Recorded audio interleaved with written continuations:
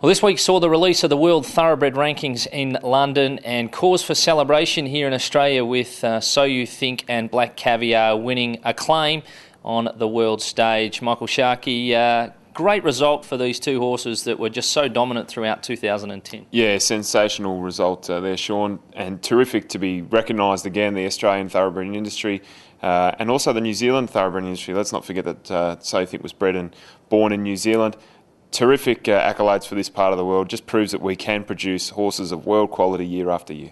You're a man who knows your international form. We see So You Think obviously so dominant. Wins in the McKinnon and the Yalumba were what gave him the highest rating ever for an Australian horse. How's he going to shape up when he goes to Europe? I think they'll have an enormous difficulty, the European horses, beating So You Think. He's a different kettle of fish to most of the middle distance horses over there. He can travel, as we saw, on the speed at a good, genuine tempo, and then has an incredible turn of foot off that tempo. I think the other equal champion middle distance horse that he was rated with, Rip Van Winkle, kind of along a similar mould, but So You Think's acceleration, I don't think they're going to be able to match it up there. Aidan O'Brien must have a big smile on his face if he didn't already after watching the horse throughout the Spring Carnival, but that rating just confirms his place on the world scene.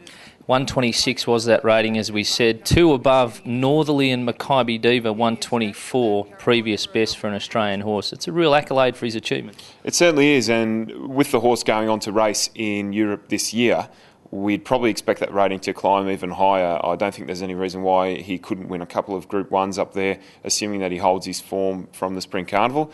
And he's only a young horse too. Let's remember he hasn't had a hell of a lot of starts. There could be more improvement there, which is a frightening thought. Black Caviar earned herself the rating as the world champion sprinter with that dominant win in the Patinack. Yeah, rightly so, and she defeated some really classy horses there, the likes of Hortensia and Star Witness, of course, and Haylist, who maybe wasn't at his best, but had been racing so well throughout the spring. It's the right rating for her. She is the world's best sprinter, and it's, good that she's been recognised on the international scene as that. I'd just love to see some of the maybe the lower rung sprinters, or lower rung, they're still very, very good horses, maybe come to Australia and take her on here. I don't think we'll see her going overseas, but she probably doesn't need to. There's not a hell of a lot to be earned taking a horse like Black Caviar to Ascot or anything like that. She's going to go to stud eventually, but her value won't go through the roof as maybe the horse like Star Witness, if he goes up there and wins a Group 1 as a colt, his stud potential will go up.